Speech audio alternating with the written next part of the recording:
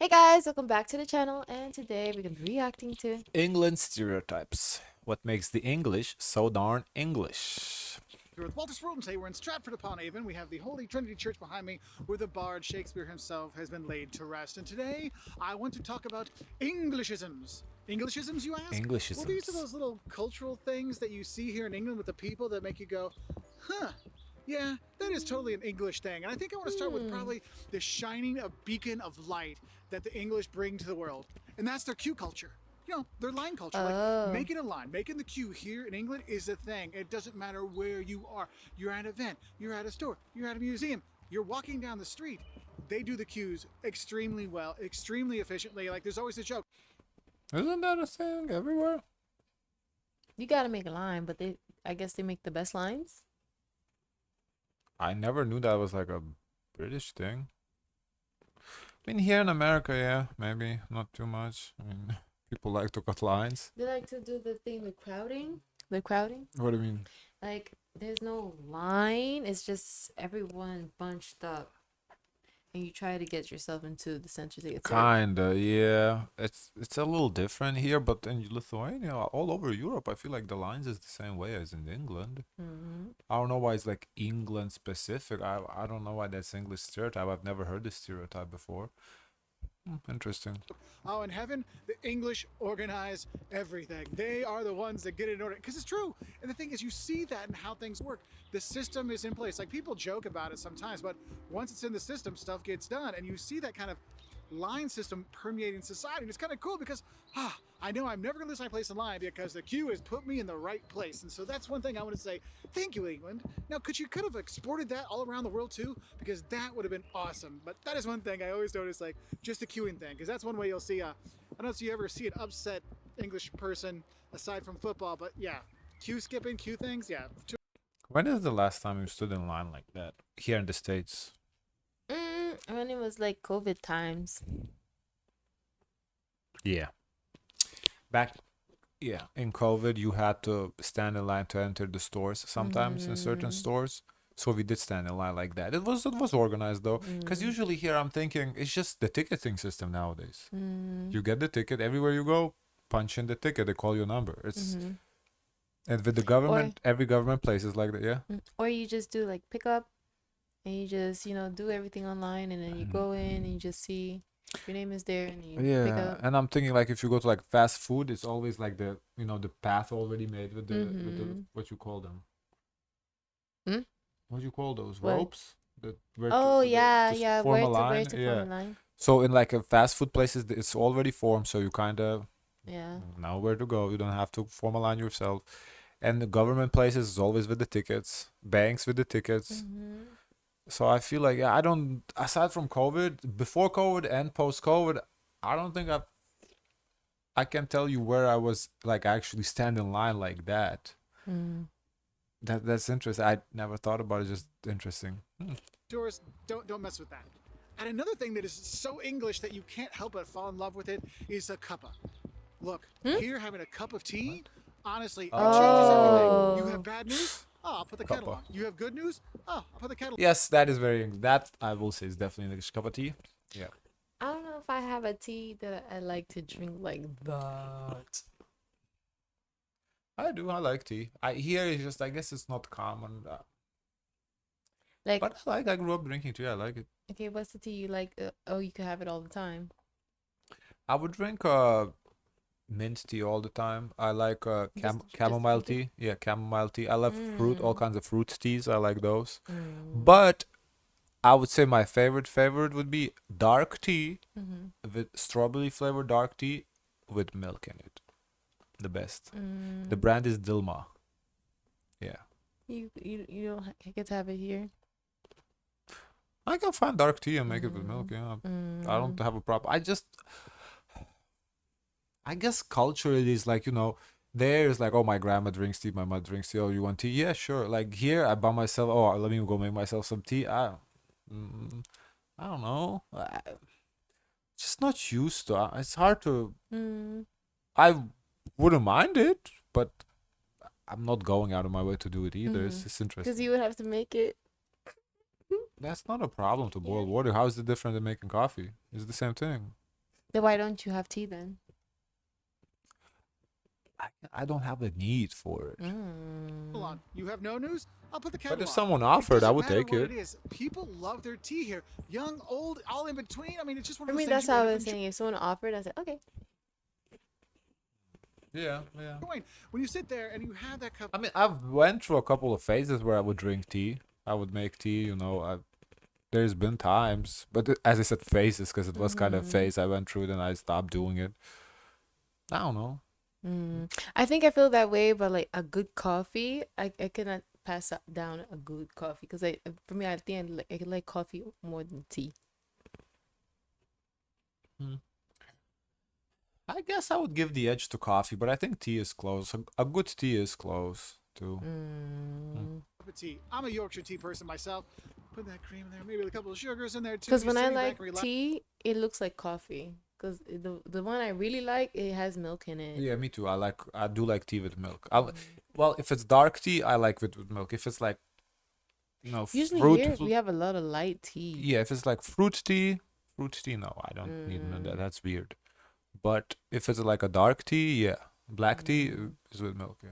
Lasting, having your biscuit put in there, maybe dunk it, because that's how I do. I know maybe you don't, but just enjoying the whole experience of having tea. Because it's not just a drink here in England, it's more of a mentality of, hey, just put a cup on, we'll be fine. A cup will make life better. And that's one thing I really like. And so when you're having a tough day, no matter where you are in the world, put on the kettle, have a cup of good English tea, and you'll be all right. And that kind of goes on to another thing that's very much an Englishism. I'm sure you've seen the T-shirts over the years, the posters. Keep calm and carry on. Yeah, it that's is really much a definitely thing here. British, Like yeah. when things don't I go didn't well, know like that. I just knew it was trendy. Nah, it's British, that one. Yeah. 4 years in the World Cup and every 4 years in the European Cup. The English are always like, you know what, we're going to get through it. Doesn't matter if you're down. There's always next time, and they have that. I kind think of you had an artwork like that. I think something like that. Yeah. And you see that when you hang out with them and you do things. People are very much, oh, it's bad weather, but you know what? We're going to keep on. Oh, it's raining again? Well, we're still going to walk the Cotswolds way. I'm going to do that 102 miles. We're going to do it. And I love that attitude of perseverance. And it's something that's very much an English thing. And some people think it's like one of those boring, dry kind of things. But no, honestly, it's one of those things you really respect about them. It's like, yes, things don't always go your way, but we're going to keep on. And you can respect that with the culture here. And kind of another cultural thing here is the politeness. Like, there's nothing more English than saying sorry for something you didn't do. Like you can see some things they export. Like when you go to Canada, we make the jokes. The Canadians always say sorry. I think that's definitely one of those things that got brought over when the English came to Canada. But when you hear all the cheers for doing something nice, the thank yous, and the sorry, excuse me, Interesting. let me Do you know the sorry, excuse me? Maybe it did originally come from, because Americans are like that too. So, but it was Brits first before Americans. So maybe it originally, because yeah, like in Eastern Europe, definitely don't apologize for everything. Like not like it's here. Here it's like, oh, sorry for everything. No, it's definitely not like that. get Or the when door you're for- trying to get somewhere and you have to get to that somewhere, you say, excuse me, sorry. Yeah, But you're trying to get to somewhere, but you're like, and acknowledging you're the inconvenience of having someone to open the path when they probably shouldn't Like, be in the path in I the guess first place. the difference, how I would say it here, like if I'm standing and I'm standing like so behind me is a fridge, and in the grocery store, and there's a freezer or like a freezer behind me and a freezer in front of me, and I'm standing closer to the end to this one behind me. I'm looking at like an ice cream, for example, and the person walks in front of me. Here in the States, you would say when you walk, oh, excuse me, Excuse because me. you're walking, you can't interrupting them, right? In Lithuania, you just walk by. That's the difference. Oh. You don't say nothing, because like if you have to squeeze by, you probably say excuse me. If Yeah. you like squeezing by, like excuse me. But if you're just walking like in front, you wouldn't say excuse me. That one I can like vivid Are example. you sure? Yes, I'm kinda, sure. You kind of rude. What do you mean? You rude. Okay. No, I'm So just that saying. may not be the case. People here would say excuse me in Lithuania. They wouldn't say excuse me. What does it have to do with me? Because maybe for you, your Lithuanian family would probably say something different. Like, what are you talking about? No, You do say, "Excuse no, me." not in that case. If like you about need to squeeze somewhere, Because your mom Yeah. is so polite. you would say excuse me. But if you just walking in front, that to me that's the most like obvious example where the difference. I'm sure there's others, but I am kind of Americanized, so it's hard to really pull out of my memory from 15 years ago how it would You know have been. what she taught me? She's like, When someone says not a problem, it's a problem. That So that means to have that understanding, I feel like you do kind of consider others. You have some sense of politeness. Because I never would have thought that. Okay. oh no, the Europeans definitely more considerate than Americans in that sense. Americans don't really Mm. care about others. Europeans definitely more Mm. considerate. That for sure. But I mean, I But when understand it gets to excuse me, sorry, mm-mm. because Depending. you don't feel like you interrupt them. You just walking Ah. like you don't. That's what I'm saying. If you like bump them, yes, but you walk in front of them. You don't do nothing to them. There's nothing to apologize for. But here, people would apologize for. And I understand the reason, as I said, oh, you in their way. Do you like, have the word see. excuse me or It's the is same. it Sorry. the same? It's Oh, sorry. sorry, Both sorry. places. Sorry. Oh. For you kind of stuff. Like, yeah, that politeness is like, it's a legit thing here. Now, it's weird because when you see the young people, you don't see the politeness at all. But I think something happens around 22, 25-ish that they kind of switch and become quite polite. Because the thing is that Probably keep just calm and teenagers carry being on, that teenagers. politeness kind of thing, that having a cup and getting through, really kind of, you see it because you don't really see an upset Englishman very often, do you? Well, maybe, again, after football, that's different. But honestly, like, when you see an upset Englishman, they might be smiling. That's who need to be worried, okay? Another very English thing are the newspapers, the broadsheets. I'm never really sure all the differences out there because there's the normal newspaper kind of things. And then there's the ones that look like your crazy aunt who writes conspiracy theories on Facebook. She wrote the headline. So you're like, what the heck is going on? And you see them out there and you're like, what is this here? And people really get into it. And you get the debates and the chats about it. My goodness, listening to talk radio in England is like, it's next level. Like, next time you're driving around, turn off your iTunes or whatever or your Spotify and just put on the local radio, the local talk stuff, especially with sports. You'll hear some very interesting things. But the way they focus on the news and how it gets sensationalized is hilarious. It's like we do that kind of in the U.S. too, but here it's like a different very kind of thing, dramatic. and it's kind of funny when you see those. So if you're at the store, just glance over at the newspapers over there and see, hey, Not really sure what he's talking about, to be honest. I don't understand this I one. guess the radio.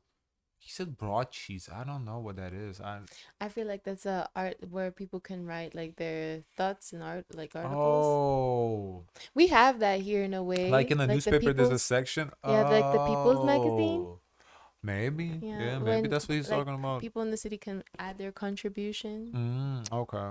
what's the crazy headline for today? And if you go through, page 6 might be a little interesting as well. Now, the next Englishism I want to talk about is the food. And it's not just the interesting This is names they have, cute. whether it's toad in a hole or spotted dick, but it's also how they eat things. Oh, Like, I love know baked what a beans, spotted and I dick love is. What is it? We saw that in I saw that in my cooking show. It's very annoying to make. You don't want to mess up on that. It's awful. It's toast. like a But I dessert. never It's like a thought of cake. beans on toast. And then you look at brown sauce, and I mean, don't get me wrong, brown sauce is actually pretty tasty. Like once you have it, you're like, that's weird. Then you're like, that's interesting. Then, hey, can I get the brown sauce at breakfast, please? I mean, it grows on you, and that's one of the weird things about the food is we all joke about it. We talk about English food. Oh, it's so bad. Oh, remember, in heaven, the English organize things, but in hell, the English are the cooks, right? Well, actually, you get actually good food here, which blows a lot of tourists' minds when they go and they see all the different food you can get around the country. But it is kind of funny how proud It's just they are to of me their the food look cold. and of all the little things that are there. But for me, it's just the kind of funny nature of the That's the names and the breakfast. kind of combinations of things. And, you can't go wrong with an English The breakfast. A full bacon is English not cooked breakfast. all the way. Is it healthy? No. Is it low in calories? No. Should you eat every day? No. But do you want to have it every day on your vacation when you're here in England? Heck yeah. Yes. Another funny Englishism you see when you travel the country is just their love affair with pre-packaged sandwiches. Yes, we noticed that Yeah, through our reactions that's been as a well. thing. Yeah, we noticed. That was at first time we were like, "What is this?" But we are noticing it's a thing. Now, don't get me wrong. Everybody likes a good sandwich. They make some good sandwiches here. You go to a pub and get like a bacon brie and cranberry sandwich. It's unbelievable. We kind of have that here in toast- Publix. We do have there, but I am seeing that not to the extent that they do. For them, like it's a thing. Here, it's just we have it.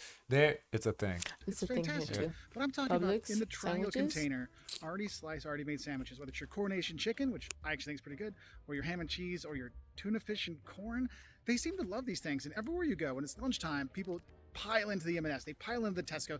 You're on a road trip. You hit the petrol Cheese with station. And just salad, get these tuna sandwiches. You're like, you could do mayonnaise. That's yours. so much better at Tuna a mayo? restaurant or someplace else. But Yeah. they just love it. I don't know. It's one of those English things. They just love their I was sandwiches, actually get their thinking snack I with it, and want they're a good drinking. tuna. That's I my mean, to be lunch. fair, who doesn't love a good sandwich? Good sandwich is Yeah. cheap, fast, convenient. It's good. But It's just a yeah, they commitment. When you make it by yourself at home, you have to commit to all those things you have to put on they got this the thing for those sandwich. pre-made sandwiches. They're just odd. Probably have to make more than They're one day in a everywhere. row. Everywhere. Everywhere.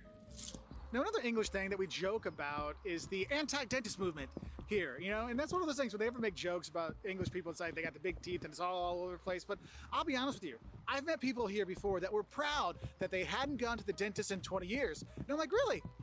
Couldn't tell at all. And you'll see that you don't get as many people going to the dentist, it seems like, when you're here. Now, it's not as bad as it used to be. Things have gotten better. I mean, maybe NHS covers dentist stuff now, but it was one of those things you did notice that it was a very much an anti-dental movement here, it seemed like. And the one thing you get reminded every I couple of wonder years why. is the truly 100% optimism that the English have that it's coming home. It's coming home. Oh my gosh. Every time I've been here the last, I don't know, decade or so, every time it's a European Cup or a World Cup, they start singing that song. And they're so hot, like, yes, it's really going to happen this time. And they've done well. Don't get me wrong. Semifinals, I wish my team could do that, right? But the thing is, Yeah, they have a good football team, So I understand the optimism. You have to be optimistic. is that totally Englishness of, yes, we're going to do it. Yes, we're going to do it. Even though they know in the end it's not going to happen. But you remember, They don't know in the end. They believe they're going to do it. That's the not to carry difference. on. So it goes down, they're like, oh, it's okay. We'll get them next time. And then you start listening to the broadsheets and the news radio and how it was this thing's fault. This thing's, if this would have happened this other way, oh, if only so-and-so would have been the captain. If only so-and-so would have done this. You start to hear these things. And you're I like, mean, we do the same thing here. When I watch NBA, it's the same thing. It's just different sport. that is one thing I love about the English. No matter what happens, they always think every 2 years it's coming home. All right. So what are some of the funny English things? Alrighty. Okay. Guys, of course, let us know your thoughts. Don't forget to like, comment, and subscribe. Join the Discord. And as always, share as much kindness as possible.